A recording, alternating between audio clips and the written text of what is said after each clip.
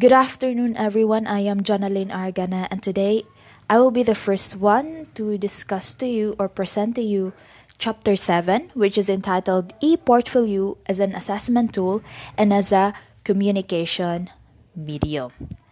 Now, learners must focus on their collective work. They think about how it will be portrayed and what the work says about them as an individual learner. Now, learners are then in charge of their learning and the choice of where to use those learnings.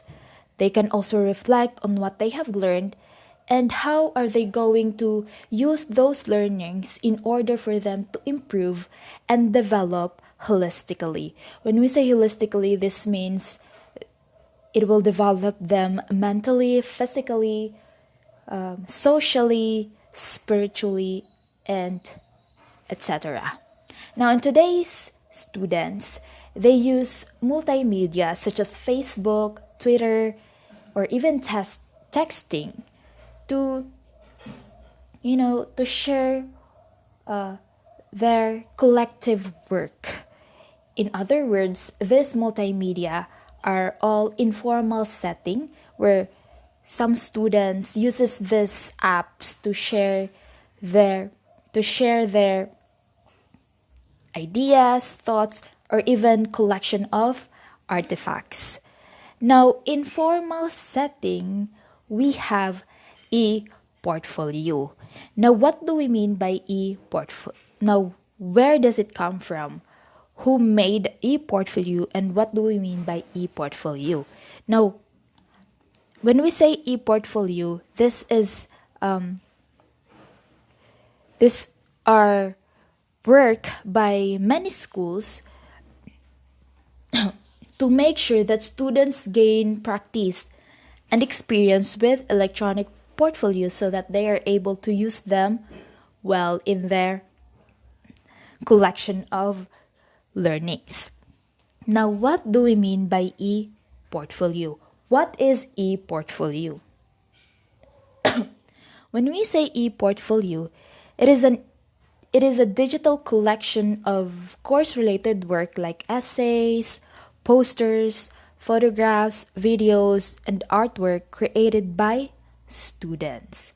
So, an academic e-portfolio can also capture the other aspects of a student's life, such as their experiences, their extracurricular activities, and many more. So in other words, an e-portfolio documents students' product of learning and it makes the learner's learning visible. But what do we mean by that? When we say visible, it makes the learner's learning visible. When we say that, it means students can see or can access those products through e-portfolio. Digitally, they can access those products of their learning digitally, and that is e-portfolio. Now,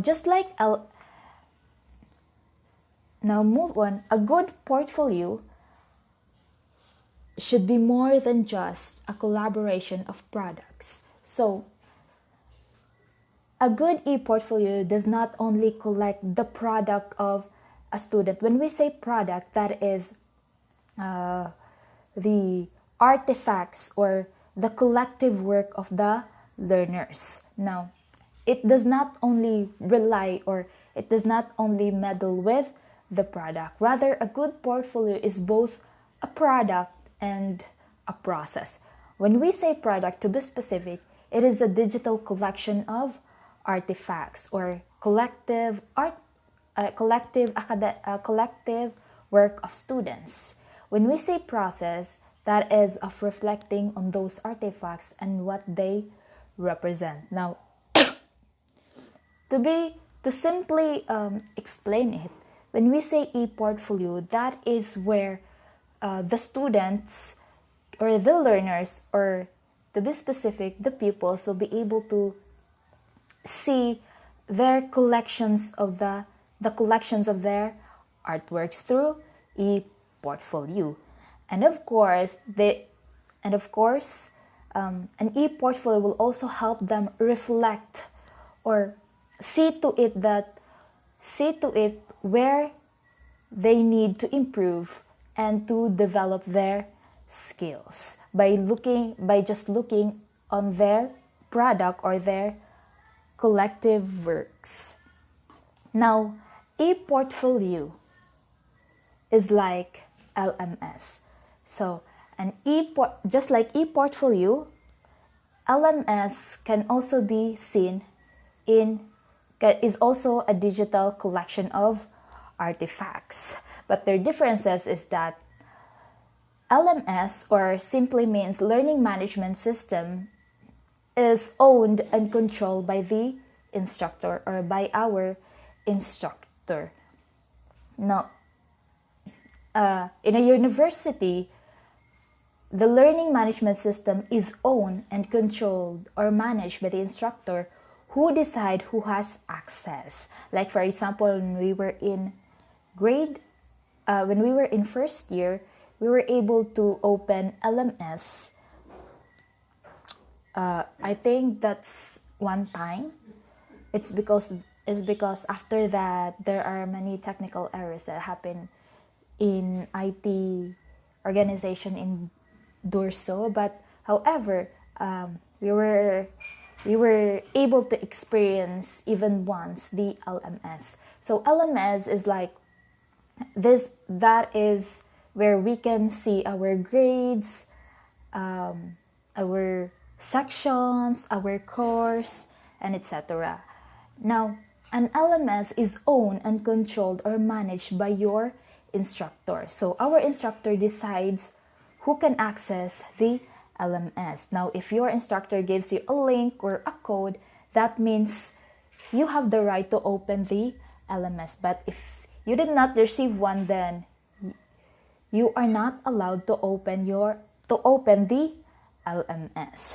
However, e-portfolio is opposite, because e-portfolio is it is controlled by the students, meaning the student decides who can view the e-portfolio, what artifacts get added, how it is designed, and so on. Now, typically, a student loses access to the LMS when courses end or when the school year ends.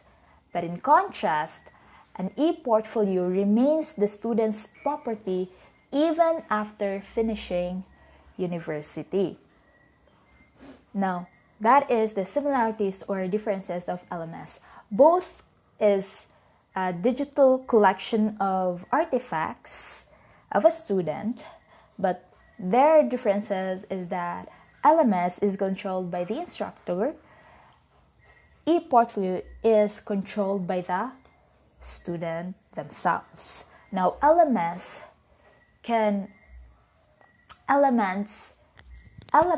is it will end or it will be cut off when the school year ends, while the e-portfolio remains the student's property even after the school year ends or finishing university, because the school believe that an e-portfolio can be of use, especially if you are out of the university, because you were able to look back on you will able to look back on your artifacts in that digital collective works. They were able to reflect on it in order for you to improve yourselves even after university. Now let's move on the learning theory behind e-portfolios. Now there are 3 learning theory of e-portfolios. Now first, according to Baskin 2008, e-portfolios are a way to generate learning as well as document learning. So in our own words, Baskin said that e-portfolio is a way to document what we have learned, document our product in order for us to improve, in order for us to look on it and see, and we'll be able to see what needs to be developed and what needs to be improved in ourselves or for the learners. Now, the first theory is constructing knowledge. Now, what is constructing knowledge? Constructing knowledge, it is an e-portfolios fall within a learning theory known as social constructivism, which states that learning happens most effectively when students construct systems of knowledge for themselves rather than simply receiving information presented. Now, in e-portfolio, students can be able to construct their own knowledge, not just by receiving what the teacher is being taught or what the teacher have been given to them, but an e-portfolio helps them construct their own knowledge. Now, how are they going to construct their own knowledge? That is through socializing, through interactions with others. So with e-portfolios, the process of reflection originates as a solo activity, but becomes social through a feedback as the learners, teachers, peers, mentors, and even family members respond to and provide commentary on those reflections. So in e-portfolios, all students can access the e-portfolio even if they are not the owner. Because they are allowed to see others' e-portfolio in order for them to interact, in order for them to see what they are lacking, but in order for them to see what they are lacking that they can see on other students' collection of works. In that way, they are sharing their knowledge, their proficiency to other students.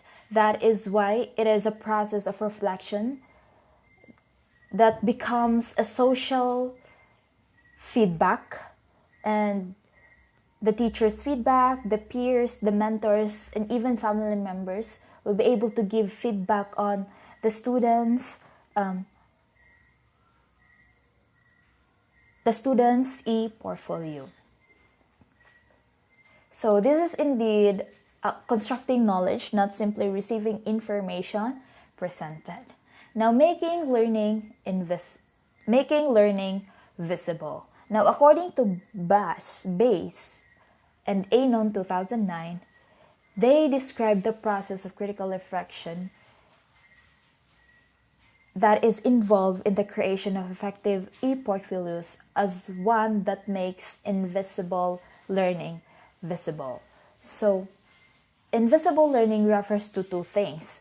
These are the intermediate steps that occur or do something, and the learning that goes beyond the cognitive to include the affective and the personal issues of identity. Now, to simply explain this, making learning visible means in e-portfolio, student does not only learn through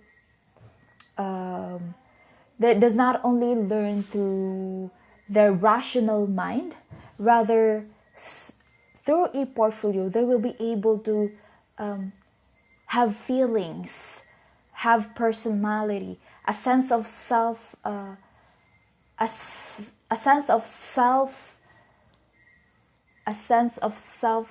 sensitivity are all involved. Meaning, since they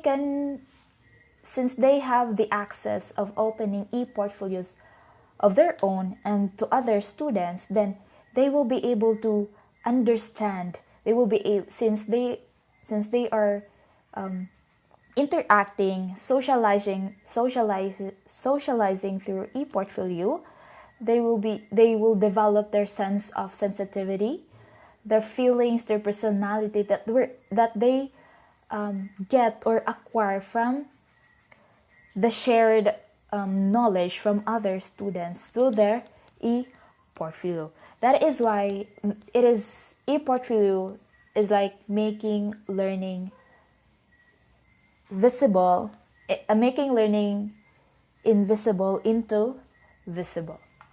Now, fostering student activity. Fostering student activity is a student-centered activity. Now, because ePortfolios are student-centered activity, one in which the learner is free to choose what artifacts are included and is free to reflect on the process of their learning. They foster engagement and motivation. That is according to Tosh, Pennylight, Fleming, and Haywood 2005. Now, students are free to, in ePortfolios, they are free to put whatever collective works they want, as long as they can learn from it, they get motivated, they were able to engage with other students, and that is, the way of ePortfolios for the students to develop themselves holistically. Now, there are types of ePortfolios. Types or kinds of ePortfolios. First is assessment ePortfolios. But before that, we have this perspective from Barrett 2008. He described the different perspective of ePortfolio. There's a distinction. He said that there's a distinction between student-centered and school-centered ePortfolios. School-centered ePortfolios are driven by assessment of learning. When we say assessment of learning, that is summative assessment. While learner-centered ePortfolios are driven by assessment for learning, which refers to academic tasks that fulfill the traditional role of assessing student learning, while at the same time providing an opportunity for students to learn as they complete the assessments. So there are different kinds of ePortfolios according to purpose of the ePortfolio for the student. So the first one is assessment ePortfolios. When we say assessment ePortfolios, this is where this audience is internal to the school, and the goal is to support institutional outcomes assessment. Like, for example, the principal, the teachers, the school staff, and etc. When we say learning ePortfolios, are where the audience is students themselves, and the goal is helping students examine and reflect on their learning. So in learning ePortfolios, the audience here is the students. So this is where the students share their collective works, their artifacts, and etc. We also have the third kind is career or transfer ePortfolios. This is where the audience is external, and the goal is to provide students with a tool for showcasing their achievements to employers or transfer institutions. So the previous chapter in portfolio also cited different kinds of portfolio, such as growth portfolios, showcase portfolio, and assessment for portfolio. Now, to continue this presentation, I may call on Fabi Becerra for the best practices and the use of ePortfolio and so on. Good afternoon, everyone. I am Fabi A. Becerra, and I am the second reporter for the chapter 7 entitled e-portfolios as an assessment tools and as a communication medium. Since Jonathan are gonna discuss to you the e-portfolios, now I will going to discuss the best practices in the use of e-portfolio. When e-portfolios have broader institutional uptake, students will be encouraged in all of their courses to use their e-portfolio and to reflect on and make connections between all of their courses and academic experiences. For these reasons, e-portfolios are most effective when they established an institution or a program-wide initiative. However, they can be successful at the individual course level. To ensure this success, it's important to observe a number of proven best practices. In best practices in the use of e-portfolios, we have 7 best practices. First, explain the benefits of e-portfolios to students. E-portfolios can help learners develop new or deeper learning and showcase learners' achievements when they are applying for a job. And it also helps the students to develop themselves as a students and as an individual. For the number 2, establish clear expectations. Explain to your students what you expect them to do in their e-portfolio. You as a teachers, we know that learners have difficulties in understanding. So you as a teachers, you have to create or establish a clear expectations on what you have to expect them to do in their e-portfolio. Now, in the third one, provide numerous examples of successful e-portfolios created by students. Direct students to examples of effective e-portfolios like ENCLEST, a project-focused e-portfolio, or this e-portfolio by knowledge integration that features core skills, spotlights, and more. Now, for the fourth one, scaffold student learning. Help students start small. Ask them to choose just one artifact, for example, essay, and have them reflect on the challenges they had. Fifth one is the walk the talk. Create an e-portfolio for yourself and share it with your students. So you as a teachers, you have first create an e-portfolio and then you have to share it with your students. You as a teachers, you have to have a better understanding about the challenges and maintaining an e-portfolio, so the students will have the endeavor to create an e-portfolio. Now for the sixth one, tie e-portfolios to assessment. Maintaining an e-portfolio demands a significant amount of time and energy from students, and they will resent it if their time and energy are not reflected in their final grade. So you as a teachers, you have to create an e-portfolio, or you have to create the e-portfolio as the assessment, so that the students will create an e-portfolio because because it reflects their final grades. Now for the seventh one and the last one, make it social. Integrate viewing and commenting on other students' e-portfolios as part of the assessment. Adam Rothman of Georgetown University refers to this approach as the hub and spoke model. This one, it tells that you have to make it social, so the students post their e-portfolios and other students will have a comments about their classmates' e-portfolio. Now we have this assessment of e-portfolios. So e-portfolios require a significant investment of time and energy and from the students. It is important that they be assessed carefully, and the assessment contribute in a substantial way to a student's final grade in a course.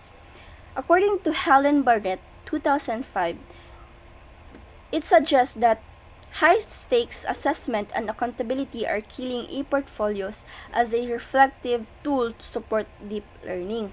A balance needs to be found, one that strives to help students appreciate the genuine benefits that they will experience by developing an e-portfolio that captures their work and personal reflections, but which also acknowledges that assessing e-portfolios is not merely subjective matter.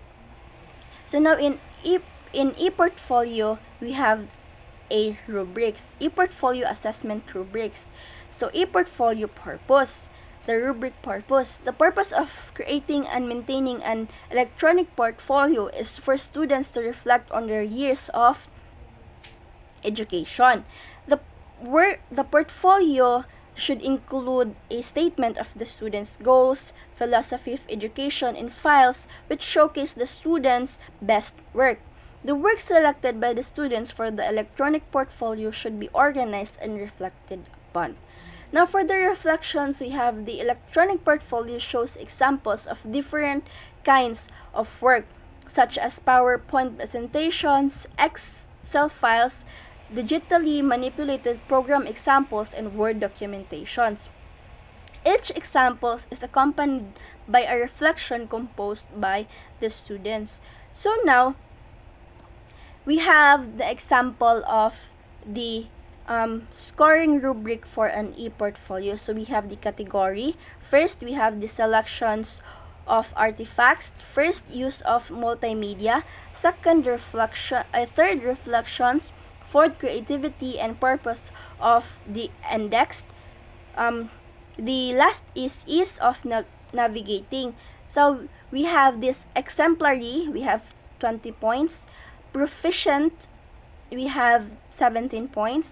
Partially proficient, we have 13 points. And incomplete, we have 5 points. So in selection of artifacts, we have all in exemplary, all artifacts in work samples are clearly and directly related to the purpose of the e-portfolios. For the proficient, most artifacts and work samples are related to the purpose of the e-portfolios.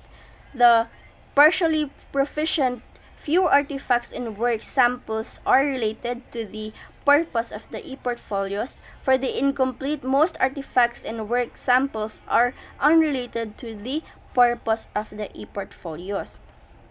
So now we have this use of multimedia. For the exemplary, we have the use of audio or video, graphics, photographs is integrated seamlessly into several different artifacts.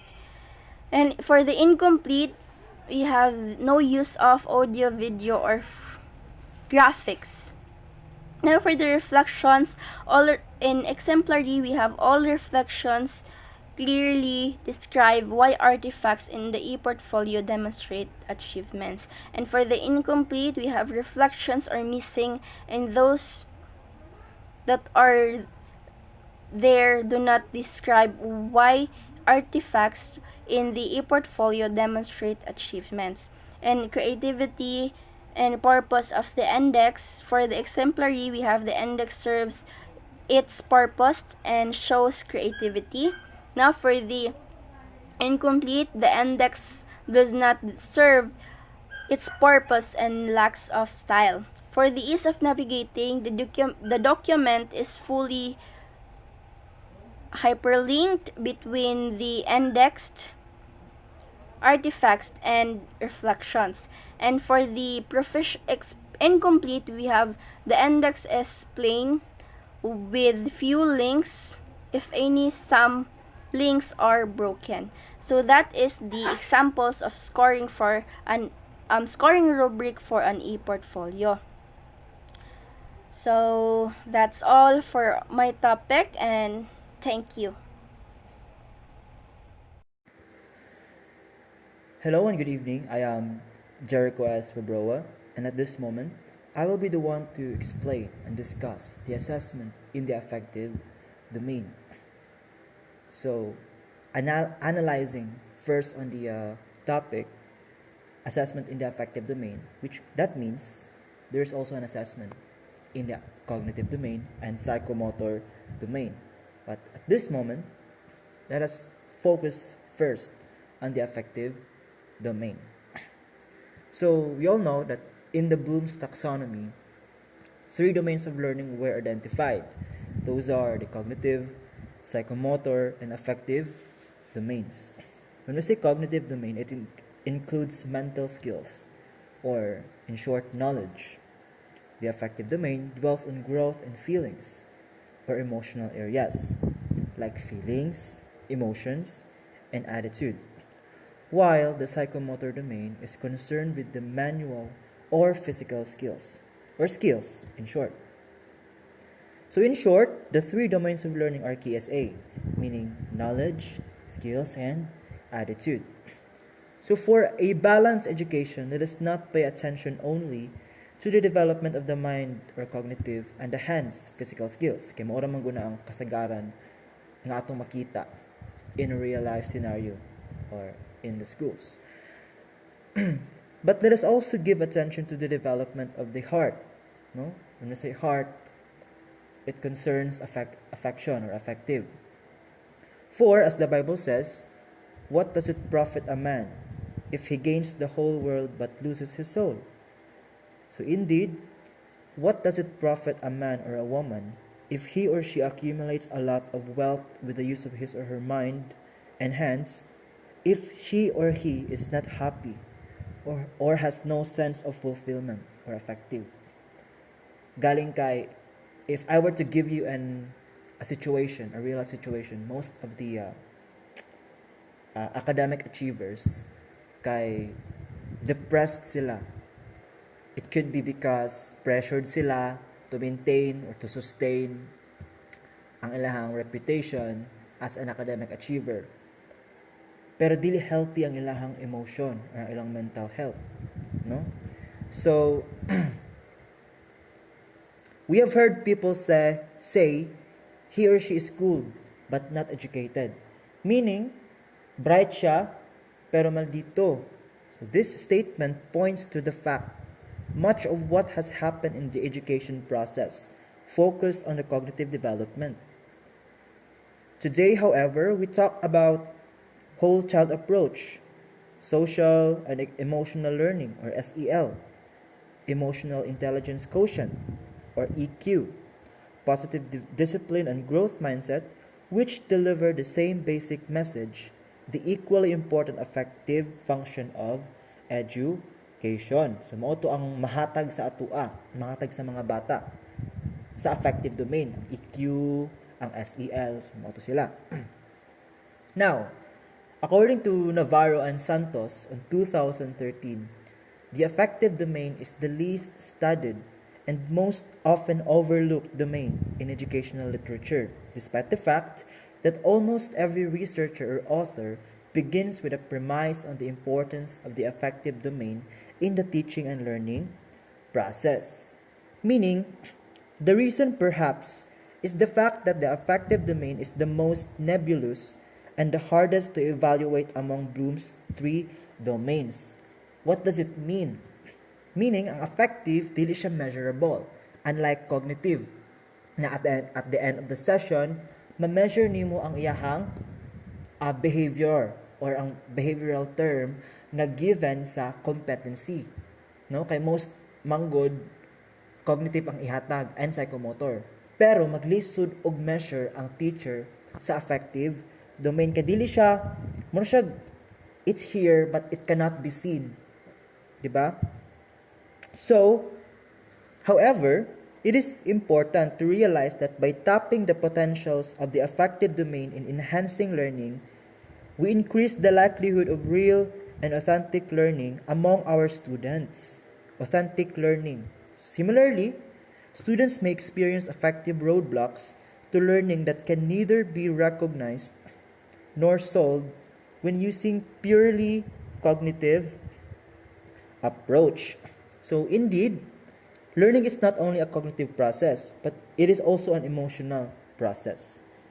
Because research shows that SEL, or social and emotional learning, not only improves achievement by an average of 11 percentile points, but it also increases pro-social behaviors. What are those pro-social behaviors? Like kindness, sharing, and empathy. No? It also improves attitudes towards school and reduces depression and stress among students. So, pasabot ani nga bahala siguro ang bata og kanang dili kay siya active sa cognitive and psychomotor aspect as long as he or she maintains a good attitude, then that I think is what's more important.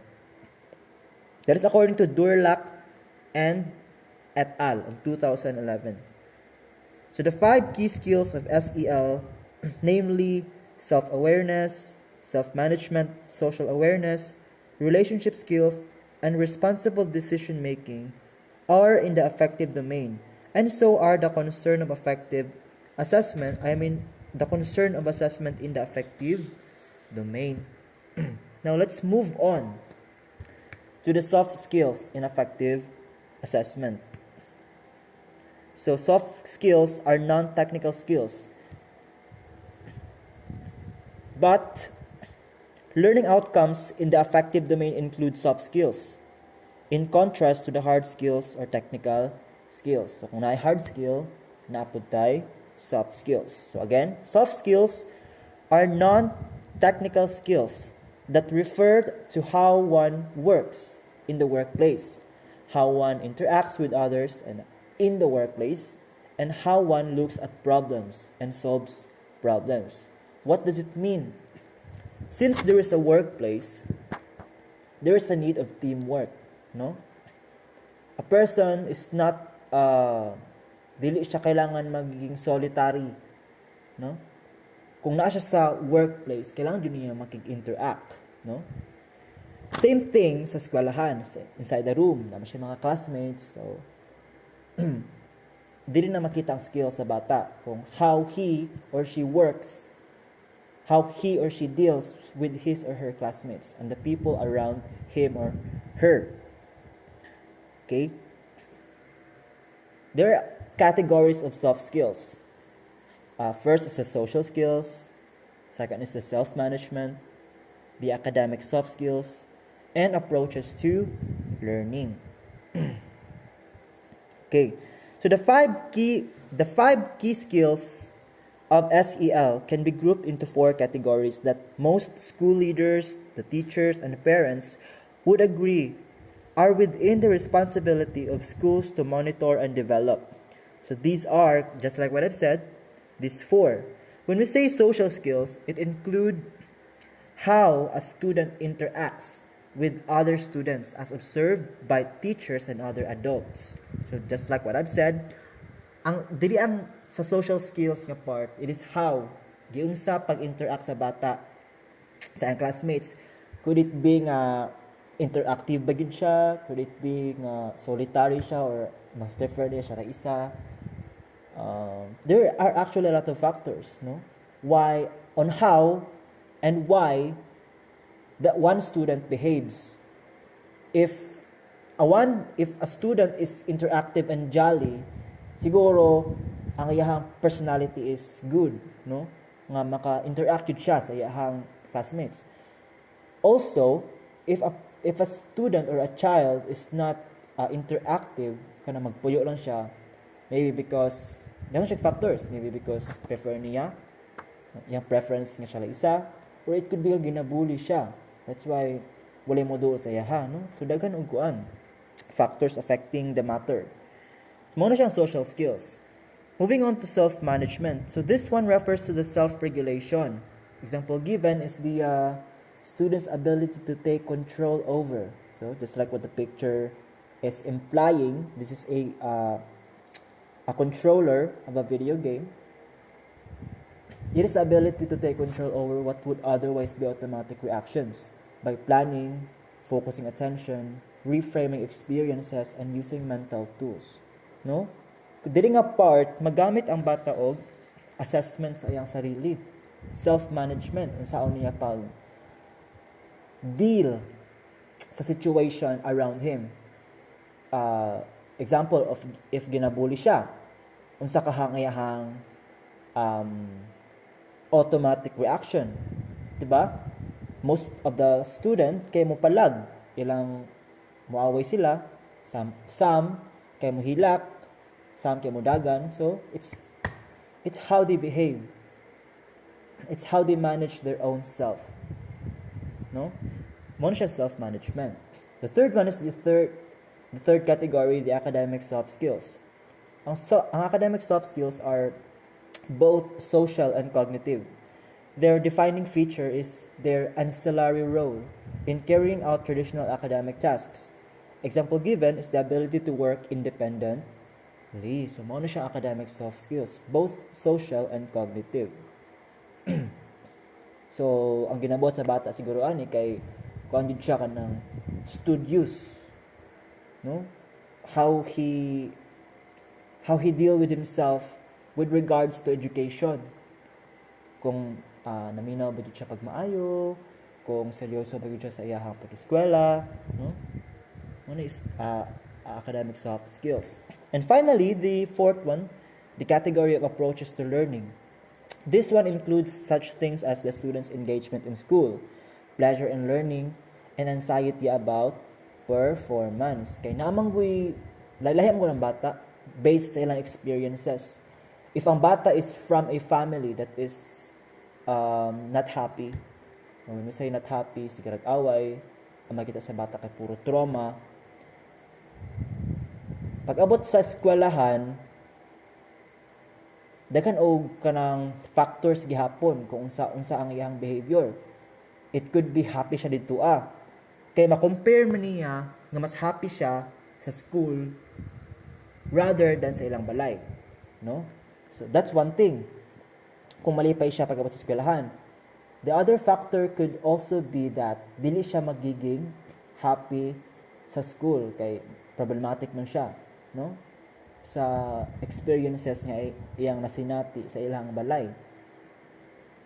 It could also be nga ma-insecure siya and every time makakita siya family nga ginasundo ang iyang classmate, no? Makita niya nga happy sila, mag-cause og comparison ang bata as to why he has an experience that is different from other classmates' experiences. So, mo na siyang si approach sa learning para sa iyaha. No? Ang nabay bata nga pag magtudo ng maestra kay malipay siya, dayon siya matun-an, komportable siya, or nabay classmate pod nga inig tudlo sa teacher kay anxious siya, mahadlok siya tawagon, mahadlok siya mamali, makulbaan siya. So, mo na siyang skill. Approaches to learning soft skill. Kung saan pag-approach sa bata ang learning inside the learning environment. Okay? So, let's proceed now to the observable behaviors. Unsa ka ang mga behaviors na ma-observe nato in every soft skill. First one, let's proceed to the social skills. So there are a lot of observable behaviors that we can identify para in the future, if you are going to be a teacher, ma-identify nato unsa na siya nga observable behavior, asa na siya na belong, in what category of soft skills.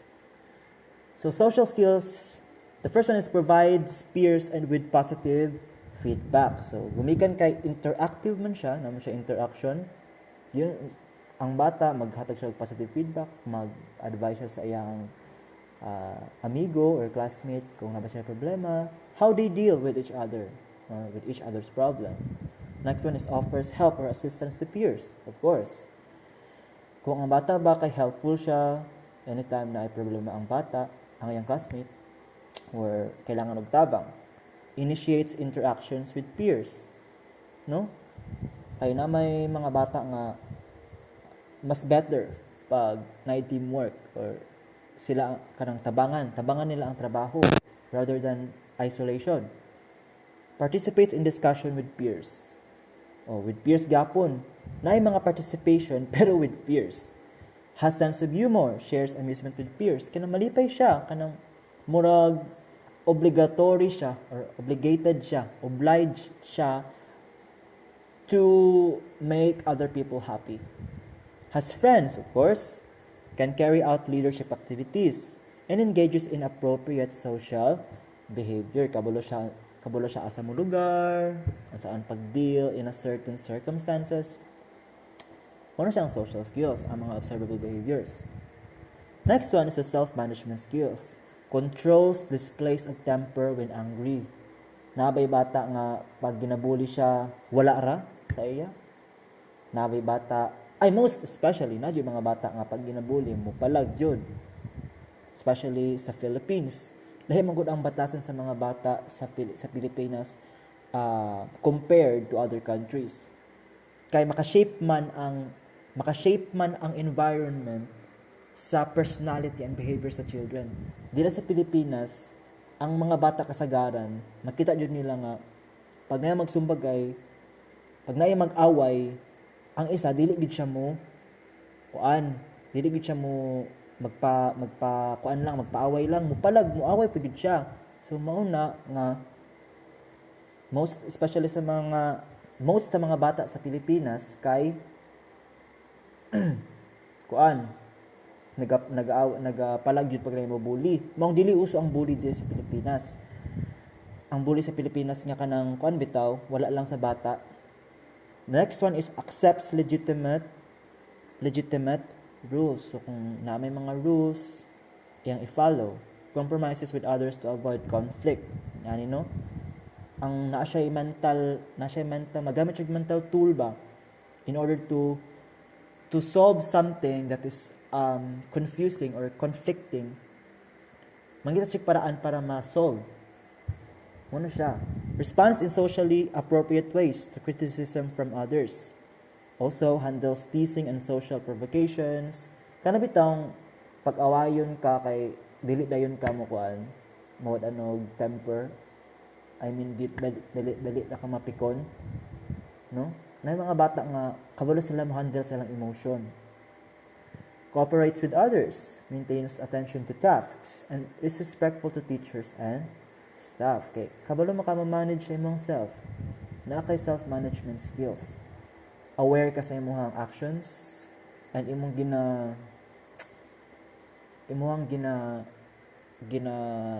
huna first ang imong about to do nga action before doing it.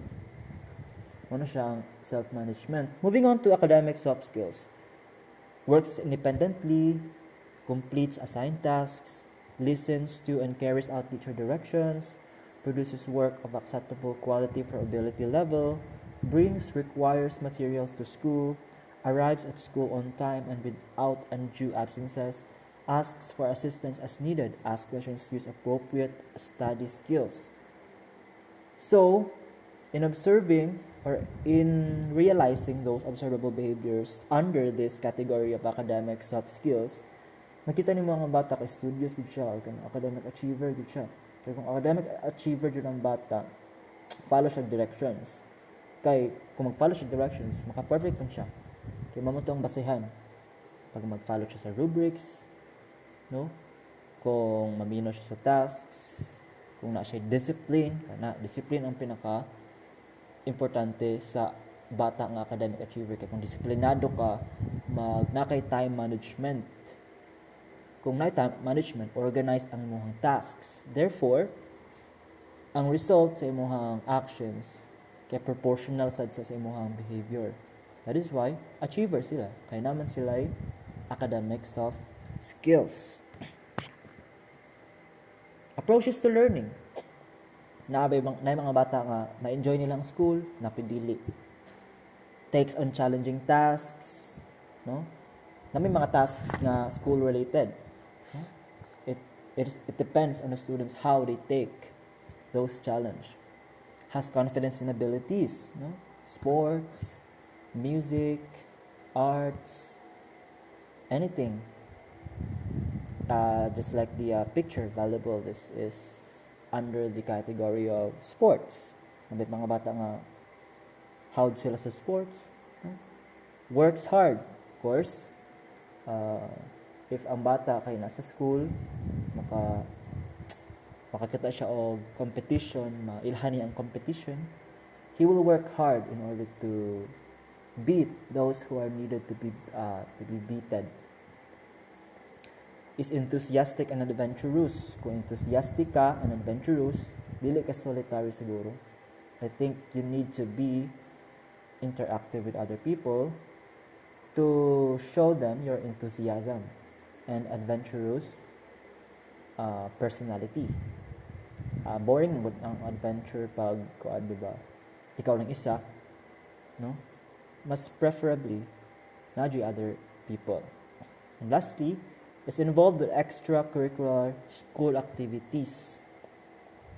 Ano sila, extracurricular school activities rather than the academic na mga stuffs, dapat na ba extracurricular activities based on your talents. Kaya ang bata, talented mo din na much better sa iya lang pang edad parang daan, makabalo na, mahone na nila nato ilang skills. And that's it for the assessment in affective domain. I hope you understand a lot. Thank you. Okay, good afternoon everyone. Now I will discuss to you the taxonomy of education. Now, taxonomy of education is the effective domain contains a large number of objectives in the literature expressed or as interest, attitudes, and appreciation, values, and emotionally sits or a bias by Catwall et al. 1964. Okay. The taxonomy, it is ordering of skills in a different domains. Those primary is used to help teacher teach and students learn effectively and efficiently.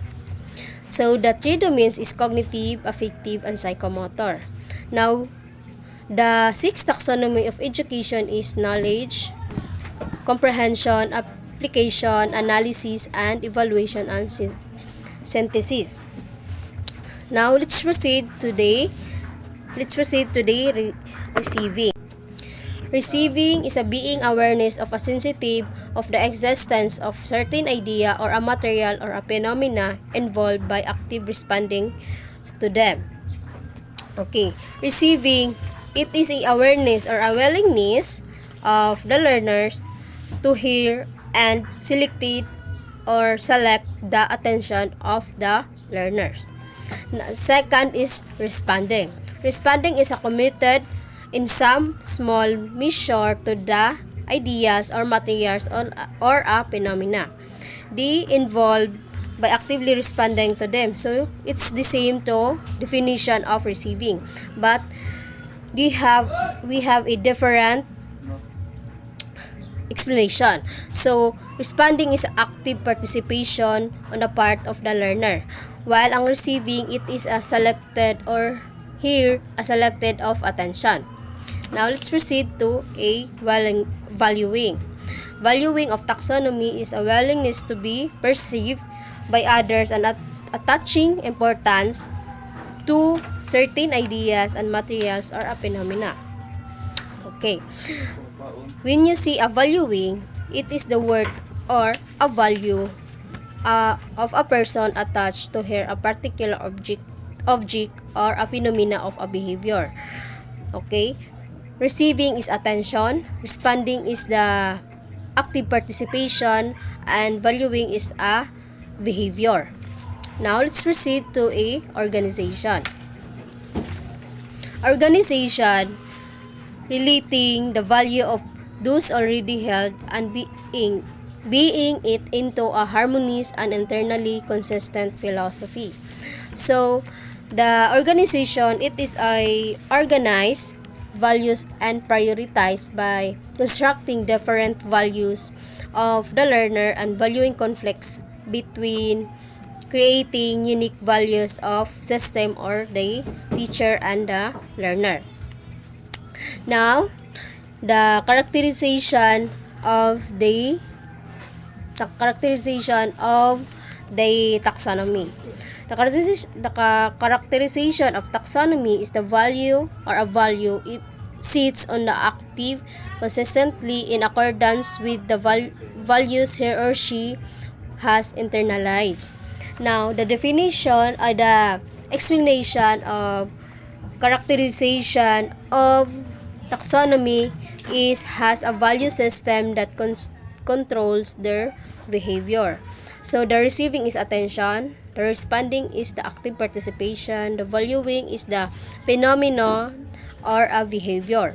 The organization is the organized values into a priorities, and the characterization, it is they control the behavior of the learner or of the learner.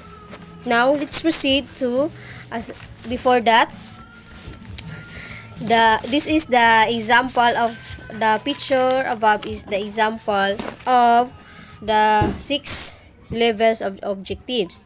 The second picture is the example of the learning competency of affective domain. Now let's proceed to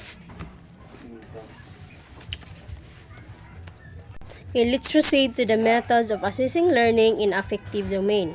So the method of assessing learning in affective domain is observation.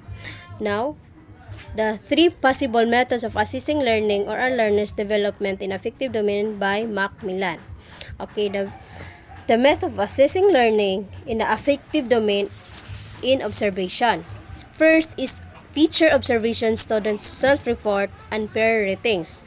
For the example of self-report is like a report card.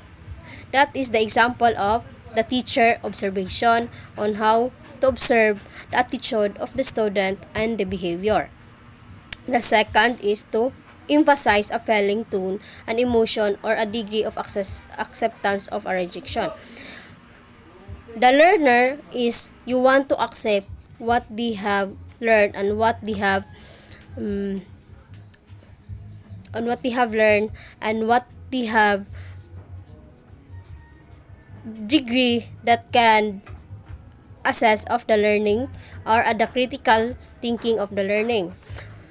Or the rejection is the teacher is reject the learner if the students was not able to develop their attitude or the values of learning. Now we have 6 types of affective domain, which is first is teacher observation, second is student self-report, third is peer ratings, fourth is Likert skills, 6 is systematic differential, and 7 is checklist, 8 is sentence completion. All of this was reported by Miss Dina. Okay, once again, good afternoon, class. So, our main topic is all about assessment in the affective domain. So, assessment in the affective domain. So, the continuation of the topic of Miss Rabanyo about the methods of assessing learning in the affective domain. So, the list of the assessing the learning of the student is first is we have a teacher observation. So teacher observation can be unstructured or instructional. It is unstructured when observation is open-ended. Teacher's observation is not limited to items in checklist or routine skills. So as a teacher is we should not limit our items in our checklist or reading scale. So, in teacher observation, that is instructed when he or she is guided what to observe by the teacher, by the use of the teacher using the checklist to assessing the learning of the student. So, to make the teacher observation work is to work in relation to the assessment of affective learning. Affective learning is we have the following. So this is the assessment affective learning that we should be observed in our teaching. So first is to determine the behaviors to be observed in advance. Record the student important data such as time, data, and place. So in this case, we should be observe our student of their behavior, and we should be record their data and their records in a class. So the third is in unstructured. So this case, it record a brief description of the relevant behavior. So by the teacher observation is they record the relevant behavior of the student, keep the interpretation of separate from description, and have a record both positive and negative behavior of the student. So this is we need to observe in our assessing the student. So have as much observation of each student as necessary. So in teaching observation, so meaning we should be observed, or we should need to observe our learners and our students in a class or in our teaching to order or to us to assessing their learning. So avoid personal bias, be objective. So as a teacher observation, we need to consider or observe this kind of personality. So we need to, so that we can be avoid personal bias of the student. So as teacher, we should be objective. So immediately record the observation. So we should be immediately record the observation of our observation to that student or that learner. So the last one is apply a simple and efficient procedure. So as a teacher, we should be observe this kind of efficient procedure, or applied a simple and efficient procedure in our teaching. So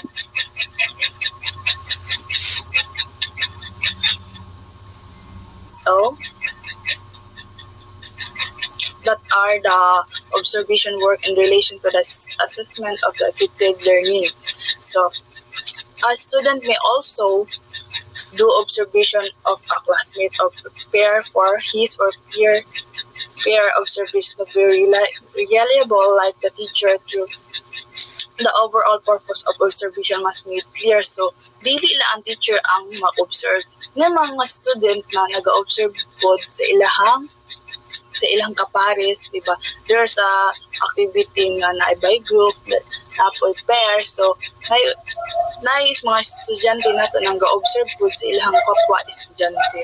So same like as a teacher. So kita nag-observe na ang mga student po is nag-observe po sa ilang mga classmates. So that is the one of the best observation, or one of the teacher observation we need to consider in our assessment of effective learning.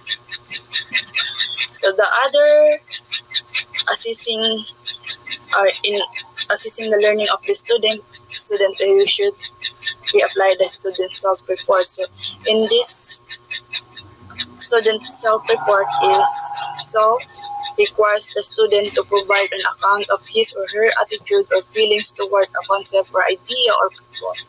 A self-report is also referred to as a written reflection. So student self-report can also be derived by way of student interview or by way of a questionnaire and survey. So we all know we have some idea about the student self-report. It because as a student we concept the idea or the people or the idea of the student. So example of this is the written reflection. So diba as a student karon kita is nagamake matawar na yung mga gipabuhat sa itong mga instructor or sa itong teacher sa una sa to make a reflection of the topic or make a reflection of the lesson na discuss sa atong teacher. So, isa ni sa mga ginagamit ang student self-report to assessing the learning of the student or the learner. So, ang uban is nag-use of mga interview or mga interview question or mga questionnaire and survey sa mga student. So, another means to derive the student self-report is by way of survey. Like I said kanina, is survey and questionnaire. So, this survey is questionnaire. It can make use to constructive response. So, response format. So, like an essay. So, ang essay or written reflection or kanang mga written report na ito ginamit is maunang isa sa mga examples sa student self-report. So, that is the student self-report. So, the next one is the another way. So, peer rating. So, this is the another way is to ask the student where to rate him or her effective items where the teacher wants to rate the student. So, kaning ratings is the rin ginarate ang isa ka estudyante. How else may a teacher know if the students is realizing the intended learning outcome in the affective domain other the teacher observing the student of the student making report about himself or herself. Another way is to ideally teacher's observation of student realization of the affective learning outcome should coincide with student self-report and the peer ratings of the student made of the rating of students. So, ang peer ratings in the student reports is they are also the isa sa mga teacher observation and the assessing tool to measure the learnings of the student or the learner. So, effective assessing tool. So, the different methods of assessing learning or the development in the affective domain. First is the observation. So, sa ganina is itong we discuss na observation. So, student self-report, peer ratings make use of assessment tools. So, isa na dito, itong ginag-use nga tools is such as Likert skill, semantic differential checklist, sentence completion, and student written reflection. So, in this case, we discuss the following assessment tool that we need to know. So, this is the Likert skill. So, this is one example of writing skill. So, isa ni ang Likert skill is mo ni ang isa sa example sa writing skill. So, writing skill, it makes a use of 5-point skill from the strong least disagree. So, disagree or 1. So, disagree 2, undecided 3 points, or agree 4, and 2 strongly agree 5. So, below is the Likert skill is used to assess the student or the learners toward teaching as a profession, to determine if student attitude toward teaching after the lesson teacher as a profession. So, ang Likert skills is isa man siya sa mga examples sa writing skills, no? So, dire ginagamit nato ni and we apply this in our teaching in the future. So kita naka-experience na to with the writing skills. So, makita din nato dire ang example na direction is statement. So, mag-rate lang ka diri kung teaching is the noblest profession. So, mag-rate lang ka diri kung 5 ba mo agree ba ka, 4 kung mo 3 kung undecided ka unsa jud ang imong rate your view of teaching about the teaching profession by checking their space.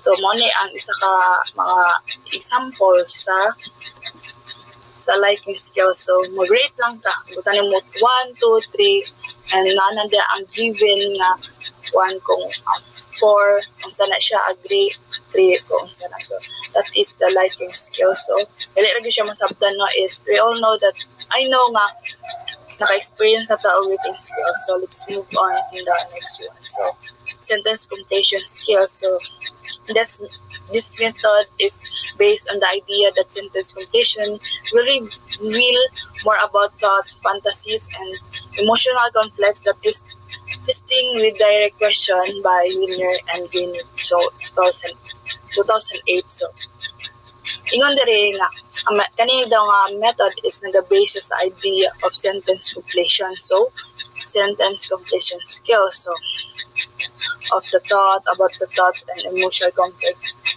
of complex. So this is the example of completion, sentence completion skills. So here are some sentence stems that can serve as a scaffolding to help students to get started in sentence completion. So in my own opinion, so isa po ni siya ginagamit nato sa essay or mga po na itong ginagamit. So in our opinion, the teaching profession is all about ana. So isa ni siya ang mga ginagamit nga first or introduction nato in making the sentence completion skill. We can use to mind the way I say things. It seems to me that I would say it's my belief that I honestly believe that. So it can be the sentence completion. So this is the one example of sentence completion. So more gihapon siya og essay or magbuhat ta og mga simple sentence by using this kind of scaffolding na makahelp sa ato. So the next one is semantic differential. So a student is asked to assess his science class as a whole by way of semantic differential skill as shown below. The skills are pairs of the adjective on feelings or belief that are opposites. So semantic differential. So meaning differential. So they are assessing the student by the different kinds of adjective and their belief or the opposite way. So this is the example of semantics. So which is I think true or of your math class. So check the items that applies to you, mark X that item that does not apply to you. So nakadepende gid sa imo. So opposite. So exciting, kung ka mo-answer ka exciting, unsa ka ibutan nimo dra i-rate or i-rate nimo dra ang ibutan nimo ang X kung aha ka na dito. Exciting o demanding ba ka ana. So differential kay exciting, fulfilling. So differential lahi gyud siya kay kung boring siya na po exciting ta or exciting students. So mo na example sa differential. The semantic differential. So the skills are pairs of adjectives and feeling or belief that are opposite. So the next one is the checklist. So we all familiar in checklist. So in checklist, as the name implies, the students takes a check an item that is observed or present or possessed or that applies to him or her. A student is asked to evaluate the extent by which he or she is possessed a growth mindset. So common gid ning checklist na itong ginagamit. So this is the example of checklist. So identify, check the item which is applies. So i-check lang na rin mo item kung aha ka, kung naka-apply applies ba na sa imo. Kung ikaw ka, I do not easily give up. Kung ikaw ka tao, is di ka easily give up. So i-check lang nimo. Then I accept criticism. Kung ikaw nga tao mo accept criticism, so i-check lang natin. So that's check lang yun siya. Checklist man. So check. Di po na mabutang og kung andaraan numbering like 2, 3, di man siya rating scale. So this is the checklist. So this is the example. So I think this is the last method of assessing the learning of the students. So in conclusion, so the methods or the assessment tools is very important in our teaching it because this is the way or this is the one tool to this is the tools that we need to measure or to gather the learnings of the student or to assessing the learning of the student by the use of affective domain or to know the affective domain if that if your teaching is really effective or meaningful to the student or effective ba ka nga teacher by the using of these different kinds of tools or methods in assessing the learnings of the student or the learner. So that's our my topic. So about the different kinds of effective assessment tools.